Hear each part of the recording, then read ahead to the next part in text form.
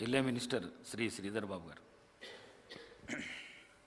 అధ్యక్ష, సికింద్రాబాద్ కంటోన్మెంట్ శాసనసభ్యురాలు కుమారి లాస్య నందిత సాయన్న గారి ఆకస్మిక మరణంపై గౌరవ ముఖ్యమంత్రి గారు ప్రవేశపెట్టిన తీర్మానాన్ని బలపరుస్తూ యువ ఎమ్మెల్యే లాస్య గారి మరణం కంటోన్మెంట్ ప్రజానికానికి యువ నాయకత్వానికి లోటుగా భావిస్తూ ఉన్నాం.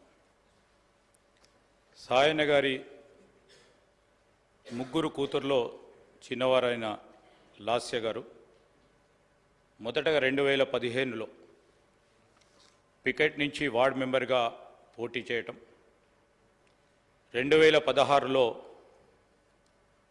కవాడిగూడ కార్పొరేటర్గా పోటీ చేసి వారి ప్రజా జీవనాన్ని మొదలుపెట్టడం, తదనంతరం అనారోగ్యంతో బాధపడతా ఉన్న సాయన్న గారికి వారి కుటుంబ సభ్యుల ద్వారా కంటోన్మెంట్ ప్రజలకు సేవలు అందించాలని భావించి మరి చాలా చురుకుగా ఆ ప్రాంత ప్రజలకు సేవలు అందించిన వ్యక్తిగా పేరుగాంచారు. ఈరోజు కంటోన్మెంట్ ప్రజలకు సేవలు అందించాలని ఆలోచనలో భాగంగా నందిత గారు మరి సాయన్న గారి వారసులుగా ముందుకు సాగాలని ఆ పార్టీ ఆలోచన చేయడం, సాయన్న గారి అనారోగ్యంతో మరణించడం కంటే 2 సంవత్సరాల కంటే ముందే లాస్య గారి తండ్రి సాయన్న గారి కోరిక మేరకు ప్రజా జీవితంలో ఇంకా వేగంగా మెరుగైన రీతిలో పనిచేయడానికి శాయశక్తుల్లో పనిచేశారు.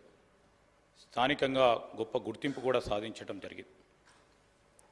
అనారోగ్యంతో సాయన్న గారు మృతి చెందగా ఆయన వారసులుగా లాస్య గారు కుటుంబ పరంగా మరి వారందరూ ఆలోచన చేసి కంటోన్మెంట్ ఎమ్మెల్యేగా పోటీ చేసి చిరుప్రాయంలోనే పెద్ద మెజారిటీతో గెలుపొందారు. దురదృష్టవశాత్తు రోడ్డు ప్రమాదంలోనే వారు మన అందరి దగ్గర నుంచి దూరం కావటం చాలా విచారకరం. శ్రీ సాయన్న గారి వారసత్వాన్ని కొనసాగిస్తూ కుమారి లాస్య నందిత గారు కంటోన్మెంట్ ప్రజల మన్ననలు పొందుతున్న తరుణంలో ఆకస్మికంగా మరణించడం వారి కుటుంబానికే కాకుండా కంటోన్మెంట్ నియోజకవర్గ ప్రజలకు కూడా తీరని లోటని, ఈ సందర్భంలో వారి కుటుంబ సభ్యులకి వారి అభిమానులకు మా ప్రగాఢ సానుభూతిని తెలియజేస్తూ సెలవు తీసుకుంటాను.